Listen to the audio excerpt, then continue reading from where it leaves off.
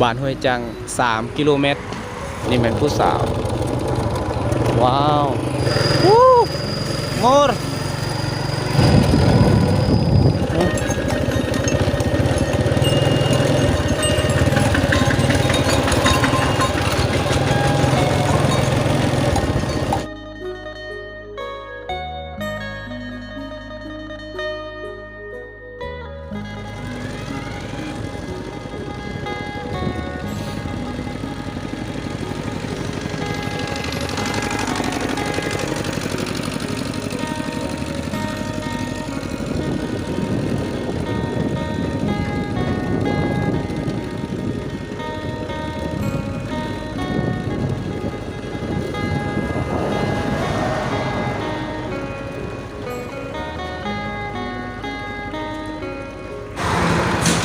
เอาสบายดีทุกคนสบายดียามตอนเช้าเลยตอนนี้ทุกคนเลยนะตอนนี้ไอเคได้ออกเดินทางออกจากหมู่บ้านกับ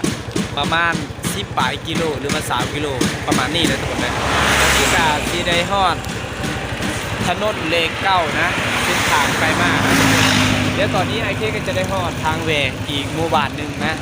นี่เป็นหมู่บ้านห้วยจังไอเคกะฮู้แต่ซื่อนะทุกคนยังบ่เคยมาบ้านเขาเจ้าจักเทื่อแต่ว่าวิดีโอนี้ไอเคจะได้พาทุกคนไปรับชมนะว่าหมู่บ้านเขาเจ้ามีอีหยังแน่นะธรรมศาสตร์ม่วนบ่ในหมู่บ้านนะทุกคนครั้งแรกเลยไอเคได้มาบ้านนี้มาไปทางนี้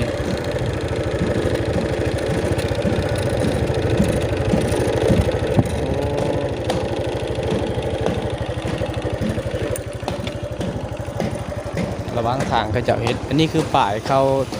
โอ้ทุกคนเลยบ้านห้วยจัง3 กิโลเมตรแสดงว่า3 กิโลเมตรมันจึงฮอดหมู่บ้านเขาเจ้าได้ทุกคนนะไปนี่คือทางแว่จุดทางแว่หมู่บ้านเขาเจ้าเลยให้เขา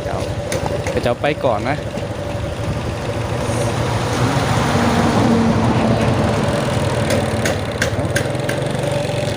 นี่ในระหว่างทางเขาเจ้าก็สร้างให้เถื่อนเห็นยังมันน่าจะบ่ลงทางเนาะทุกคนเลยเพราะว่าเขาได้เห็นป่านะ3 ลักเพื่อสีฮอดต้องเลยอยู่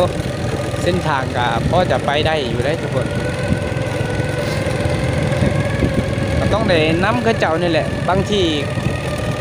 เขาเจ้าก็เป็นคนหมู่บ้านนี่นะทุกคนไม่เคยกันยังบ่ทันให้หูนะโอ้นี่เป็นผู้สาว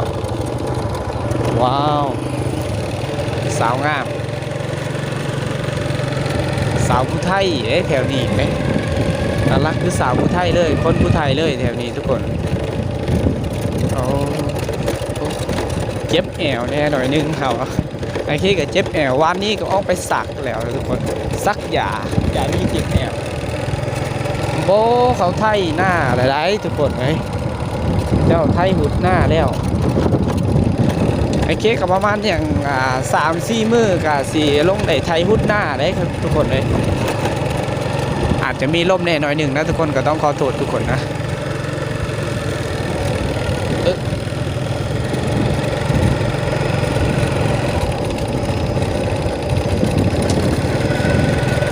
นี่แม่งข้าเจ้าออกตลาดออกอย่างโอ้โหออกตลาดออกเมืองอะไรหมู่บ้านข้าเจ้ากับบ่ได้ห่างจากตัวเมืองนะทุกคนแต่ว่าก็เป็นหมู่บ้านชนบทคนเผ่าอะไรทุกคนนะแต่ยังไอ้เจ๊กันยังไม่เคยเห็นมาขังทั้งมิดเลยหมู่บ้านข้าเจ้านี่แหละระหว่างทางเส้นทางเข้าหมู่บ้านข้าเจ้าเลยเนี่ย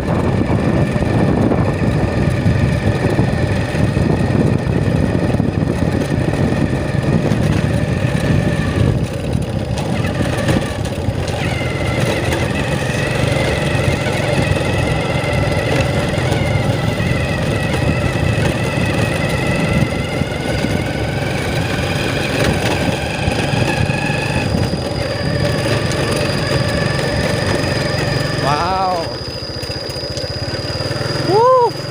งอร์โอ้ผู้สาวทุกคนเลยผู้สาว เราต้องห้องด้วยภาษาเขาทุกคนวาโกโม่ก็คือผู้สาวนั่นแหละนะลุยต่อวันนี้ ก็เจ้าก็จะออกเมืองนะออกเมืองออกตลาดนั่นแหละเลยอีพอเพิ่น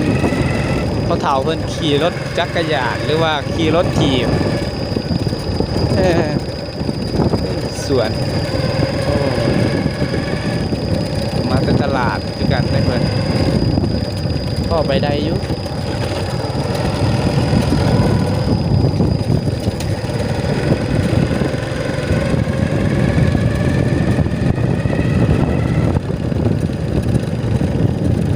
โอ้เส้นทางคักเลยทุกคนเส้นทาง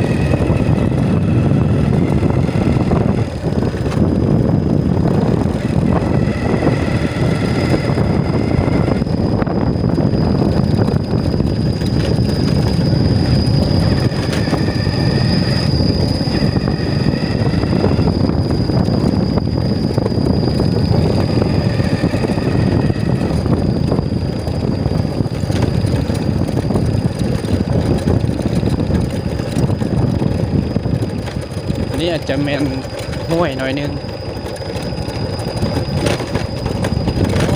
เส้นทางโอเคทุกคนเลยพอไปได้เลยทุกคน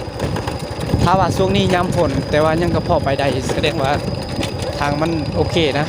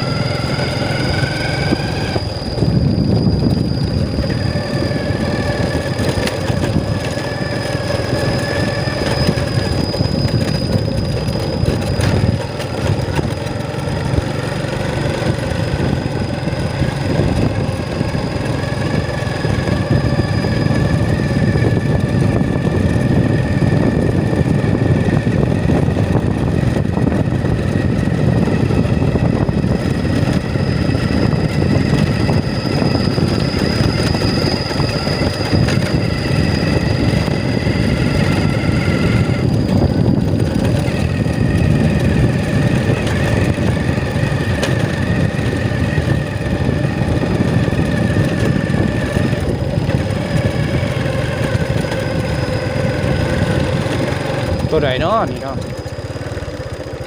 ฮะสิลองไปเบิ่งตัวนี้ทุกคนสิลองไปเบิ่งเส้นทางนี้นะถ้าว่าเส้นทางตัวนี้บ่ฮอดบ้านคนนะเขาสิกลับคืนเส้นทางตัวนั้นเมื่อกี้ทุกคนอ๋อ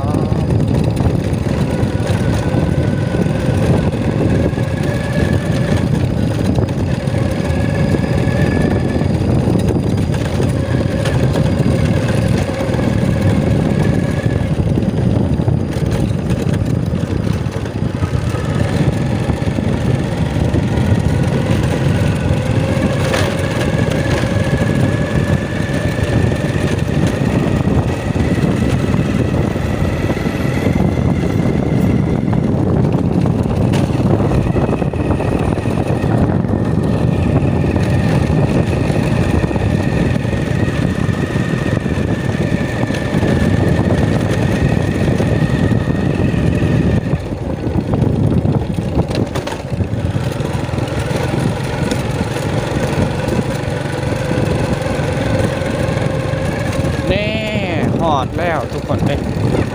เอ้าแม่นแล้ววะมันแม่นเทียงหน้าหรือวะมันจะฮอดหมู่บ้านคนเลยนี่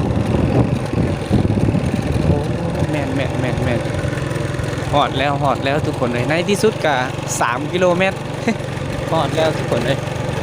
ฮอดหมู่บ้านห้วยจังนะ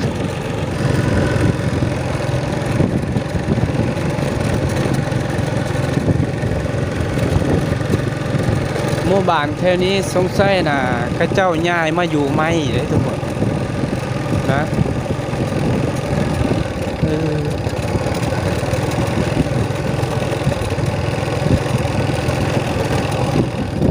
จะป่ายยังข้าเจ้าเขียน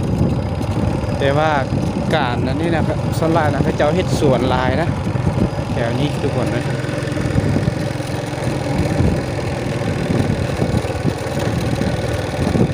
เงินสารก็บ่ธรรมดาเลยนะ บ้านเขาเจ้า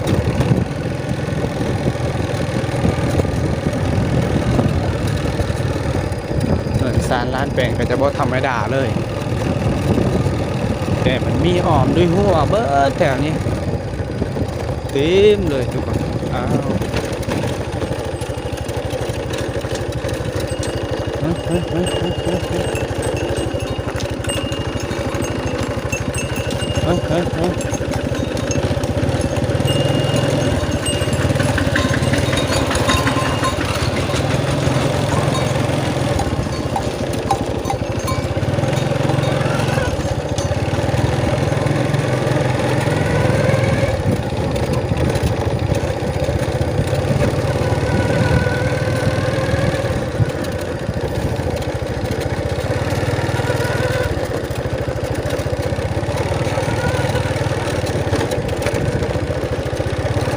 แค่ตะแกรงบ่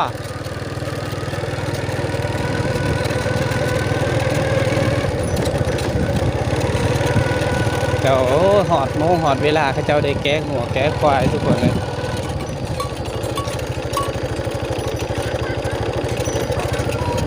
เต็มลื้อทางเยอะเลยตะแกรง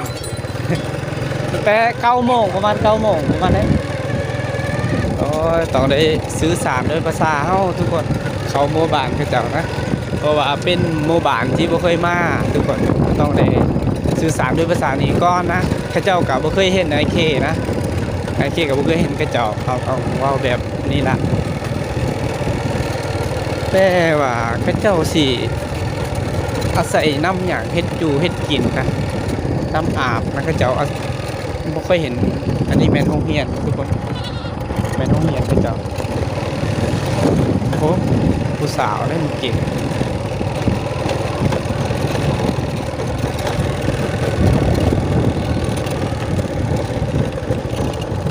เนี่ย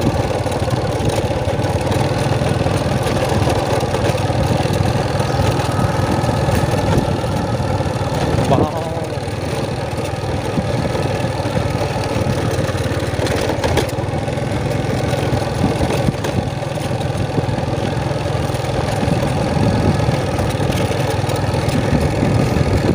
โมบานเลยนะจุดนี้ได้ทุกคนเลย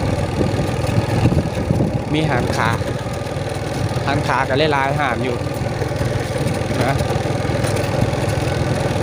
นี่เป็นเฮือนหลังใหญ่ของโมบานนะยังบ่ทันได้แล้ว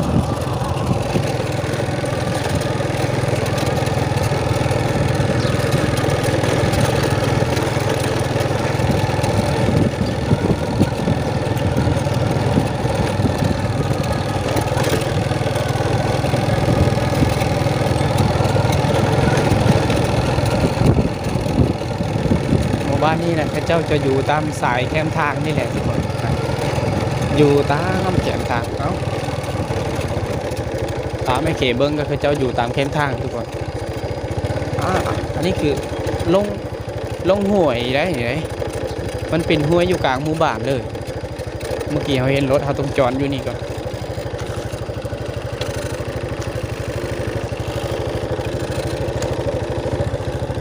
น่ะแม่รถอีลีทุกคนเราต้องจอดอยู่นี่ก่อน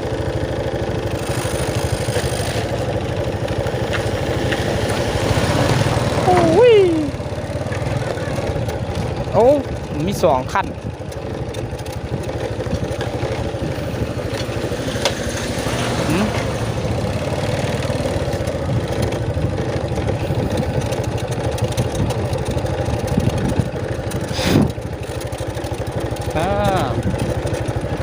มันต้องได้หลงห้วยทุกคนเลยกว้างสุดๆเลยหมู่บ้านนี่นะ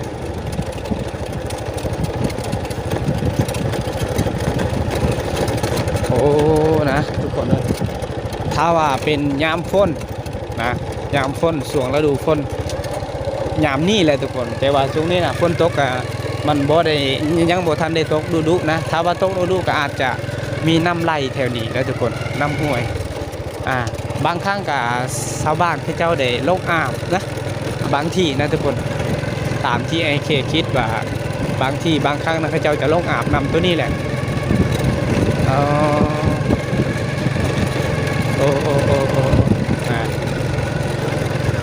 สิ่งที่บ่ผ่านสายตาก็คือหัวนี่ทุกคนเลยเลี้ยวไปทางไหนก็เห็นแต่หัวนี่แหละนะมีรถ3 ล้อโอเคก็ต้องได้ขี่มอเตอร์ไซค์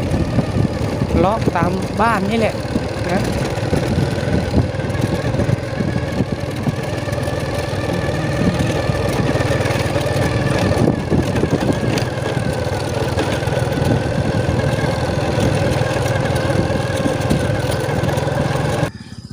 ทุกคนเลยไอเคมาอยู่นี่นะคือว่าจุดนี้มันจุดทางอันสุดของหมู่บ้านเลยนะทุกคนผู้อยู่ทางพุ่นก็อาจจะบ่ได้เห็นเหือนคนแล้วนะทุกคนก็ถือว่าเป็นกิโลได้กิโลปลายหรือว่าลักปลายความยาวของหมู่บ้านเขาเจ้านี่อยู่ได้ทุกคนตั้งแต่ไอเคเข้ามาแต่พุ่นแหละทุกคนนี่มีกกมะพร้าวได้อยู่นี่กกมะขามกกอีหยังนะแสดงว่าจุดนี้คือเป็นหมู่บ้านเก่านะจุดนี้เป็นจุดหมู่บ้านเก่าทางส่วงทำอิฐนั่นเป็นหมู่บ้านนะเป็นหมู่บ้านเขาเจ้าใหญ่มาใหม่นะหมู่บ้านเขาเจ้าใหญ่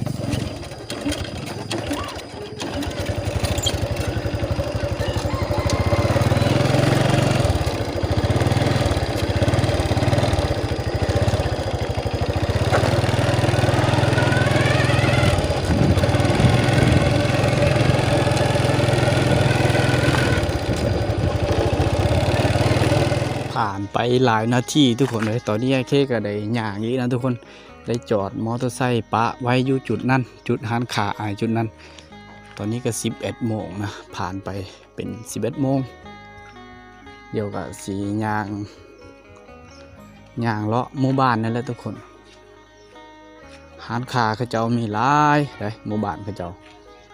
มีหลายหันขา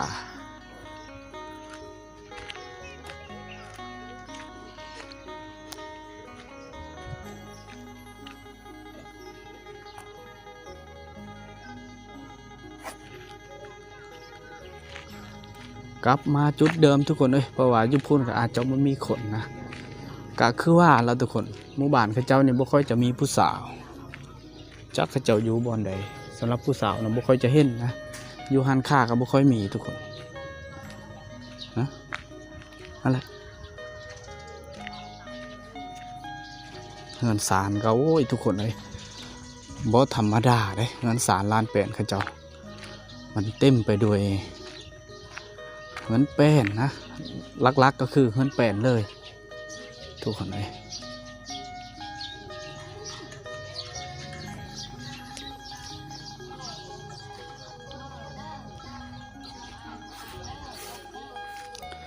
ผ่านไปหลายนาทีทุกคนเลยนะตอนนี้ไอ้เคได้วนไปวนมาที่เดิมนะที่9 มองจอดปะมอเตอร์ไซค์ไว้ทุกคนเฮ้ยตอนนี้ก็12 โมง1 โมงแล้วนะทุกคนนะเป็นโมบานที่มาครั้งแรกไอเคกะบอกาแบบว่าบอกาถ่ายบอกาอย่างนะทุกคนก็จะเบิ่งทุกคนเลยนี่จอดมอเตอร์ไซค์เบาไว้อยู่ในห่านหายเพิ่นนี่นะเมื่อกี้ได้นั่งอยู่นี่แหละ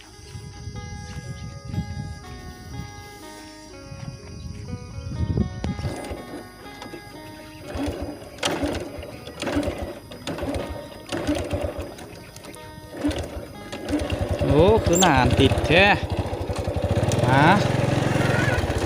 ตอนนี้ก็สีขี่รถ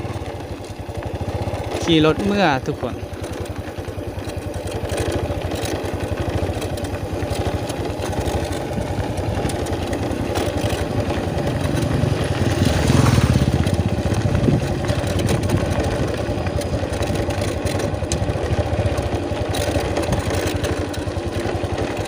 โอ้ยถ้าว่าฝนตกแห้งนะทุกคนหรือว่าในช่วงฤดูเดือน9 เดือน10โคตรคักเลยจุดนี้ทุกคนเลยนะจุดนี้โคตรคักเลยเพราะว่ามันเป็นห้วยนะเรา5 ปู5 ป่าบางทีก็สบายเลยทุกคน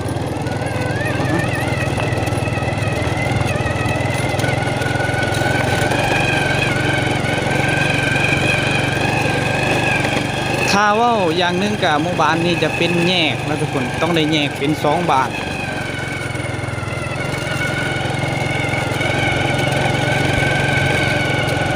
โอ้ย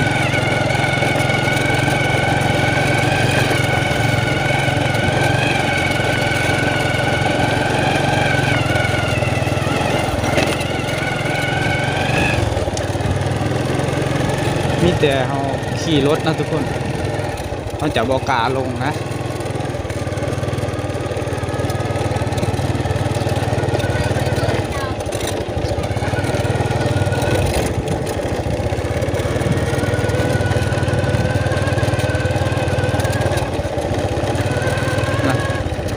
ผู้สาวเลยนะ